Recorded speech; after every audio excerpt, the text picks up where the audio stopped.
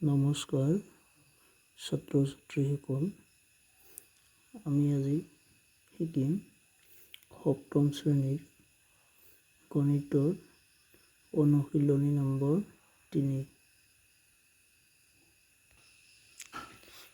3 number অনুশীলনী। ইয়াৰ 7 নম্বৰত দিয়া আছে এটা পুথিভঁৰালত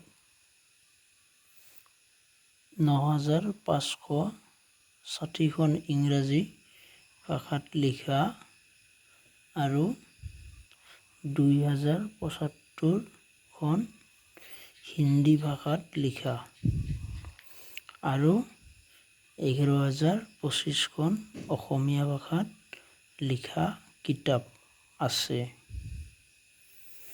এতিয়া পুথিভঁৰালটোত মুঠতে কিমানখন কিতাপ আছে? 10টা শতালীত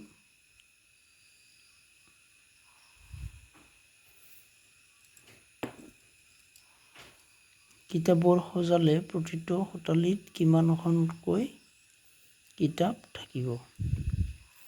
এতিয়া আমাৰ পুথিভঁৰাল এটাত তাৰমানে 3টা ভাষাত লিখা কিছুমান কিতাপ আছে আৰু সেই 3টা ভাষাৰ কিতাপখিনি মিলি মুঠতে কিমানখিনি কিতাপ? এতিয়া 3টা ভাষাত আমাৰ কিতাপৰ পৰিমাণ দিয়া আছে। ইয়াত দিয়া আছে ৯,৫৬০, ইয়াত দিয়া আছে ২,০৭৫খন আৰু ইয়াত দিয়া আছে ১১,০২৫খন। এই 3টা ভাষা মিলি কমপ্লিট কিতাপ কিমান আছে এইখিনি আমি চাব লাগে। ইয়াত সুধি কিমান আছে আৰু এই 3টা ভাষাৰ কিতাপখিনি যদি আমি সমানে ভগাই দিওঁ 10টা শতালীত যদি ভগাই দিওঁ তেতিয়াহ'লে আমাৰ প্ৰত্যেকটো শতালীত কিমানখনকৈ থাকিব এইটো আমি উলিয়াব লাগে। একদম সহজ অংক, গতিকে কৰি যাওঁ আমি। এই 3টা যোগ কৰি দিলে আমাৰ মুঠটো ওলাই যাব।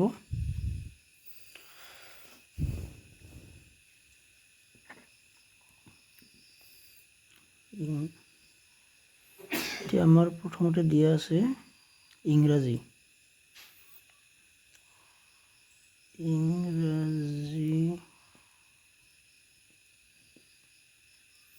ভাষাত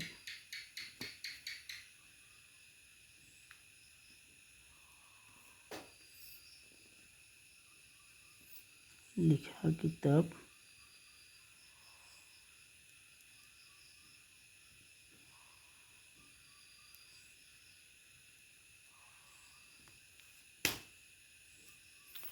ইংৰাজী ভাষাত লিখা কিতাপ আছে কিমানখন? আছে সমান কিমানখন? ৯,৫৬০খন।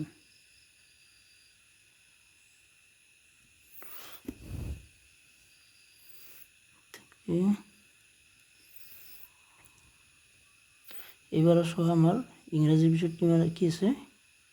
হিন্দী। গতিকে হিন্দী ভাষাত লিখা কিমানখন আছে? ২,০৭৫খন। এতিয়া চাওঁ আমি হিন্দী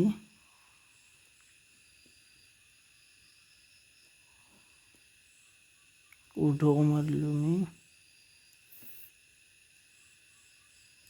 এই কমা চিন মানে ওপৰৰ কথাখিনি,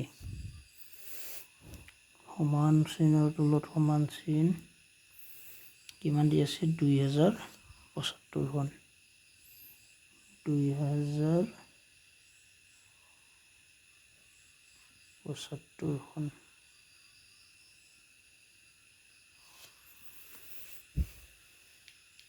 ইয়াৰ পিছত কি দিছে আমাৰ? চোৱা, অসমীয়া ভাষাত লিখা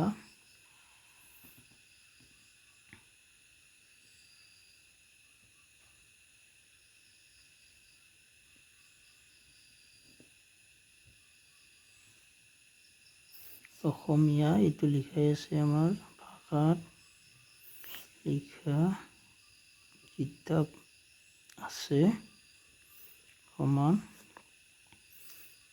11,025খন।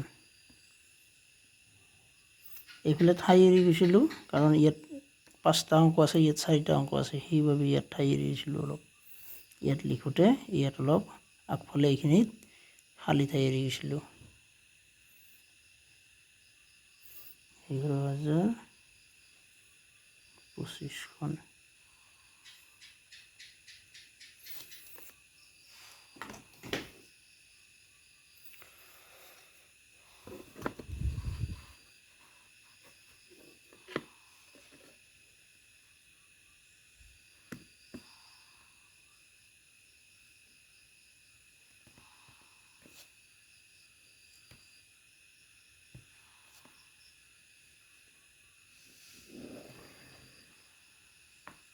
ষ্টাইল টানি দিলোঁ আমি।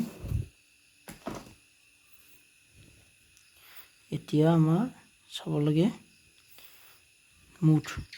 ইয়াত কৈছে নহয় পুথিভঁৰালটোত মুঠ কিমানখন কিতাপ আছে, গতিকে আমি মুঠটো উলিয়াব লাগে। মুঠ সমান যোগ কৰোঁ। এতিয়া এইখিনি আমাৰ যোগ কৰিব লাগিব গোটেইখিনি। ইয়াত সৰুকৈ আমি যোগ চিনটো দি থ'ব পাৰোঁ, নিদিলেও কথা নাই। যোগ কৰা 0, 5, 5, গতিকে শূন্যটোতো আমাৰ যোগ হৈ একো নাই, গতিকে 5 5 10ৰ 0, তাৰপিছত 7 থাকিল 1, 6 7 13, 13 2 15, 7 1 16, 6 আৰু 7 1 থাকিল। তাৰপিছত 0 2টা এইফালে 5, 7 1 6, এইফালে থাকিল আমাৰ 9, 9 2 11, 11 1 12, 12 2 7 1, তাৰপিছত এইবাৰ 7 1 আৰু এইটো 1ৰ লগত হ'ল 2। এতিয়া মুঠ আমি পালোঁ 22,660খন। অলৰেডি মুঠটো পালোঁ। আমাক সুধিছিল নহয় ইয়াত পুথিভঁৰালটোত মুঠতে কিমানখন কিতাপ আছে, আমি এইটো লিখি দিম ইয়াতে।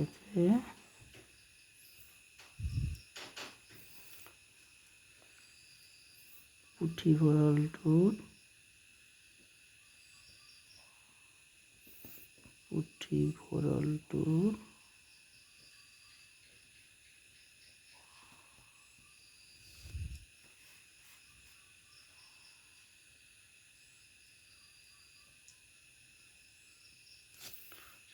মুঠতে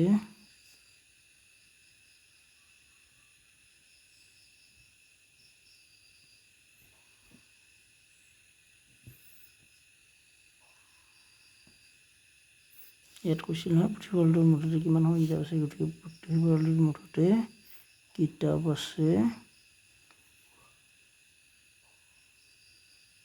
কিতাপ আছে সমান কিমানখন চোৱা, মুঠ কিমান পালোঁ আমি 22,660খন। 22,660খন।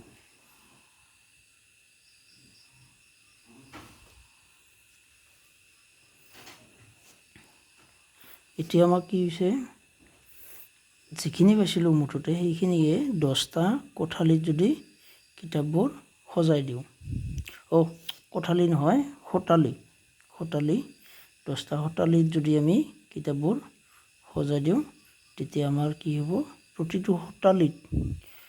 প্ৰতিটো শতালীত আমাৰ কিমানখনকৈ থাকিব সেইটো উলিয়াব লাগে।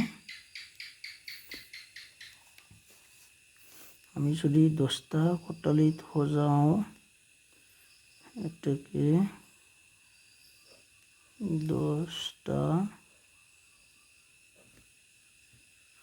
শতালীত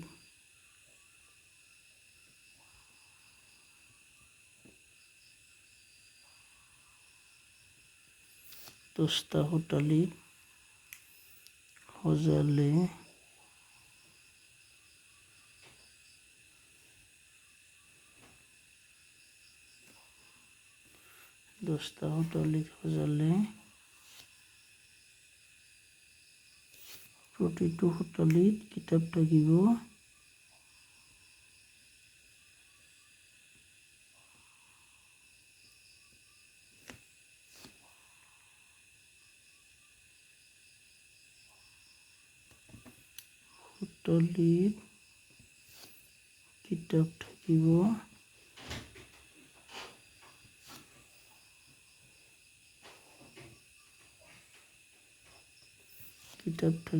সমান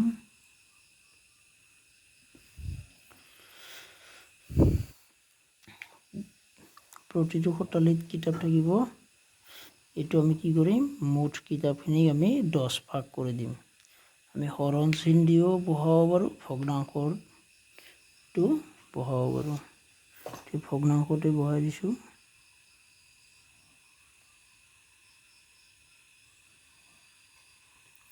22,660খন আছিল এইটো মুঠ গতিকে আমাৰ কিমানটা শতালীত ভগাই দিম 10টা শতালীত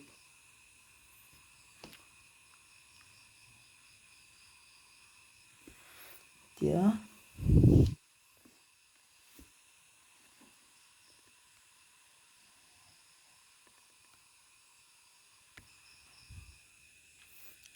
আমি এইটো হৰণ কৰি দিওঁ হৰণ কৰি একদম ইজি প্ৰচেছত হ'ব সেইকাৰণে এনেকৈ বহাইছোঁ মই এইটো আছে নহয় শূন্য আৰু এইটো শেষৰ অংক আছে শূন্য গতিকে এই শূন্যটো আৰু এই শূন্যটো আমি কাটি দিলোঁ একেৰে এইখিনি হৰণ কৰিলে সেইখিনিয়ে পাম গতিকে থাকিল 2266 তাৰমানে প্ৰতিটো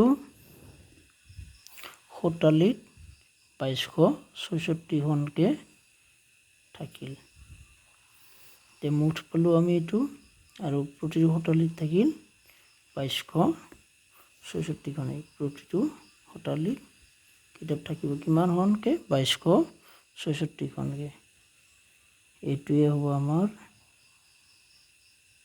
উত্তৰ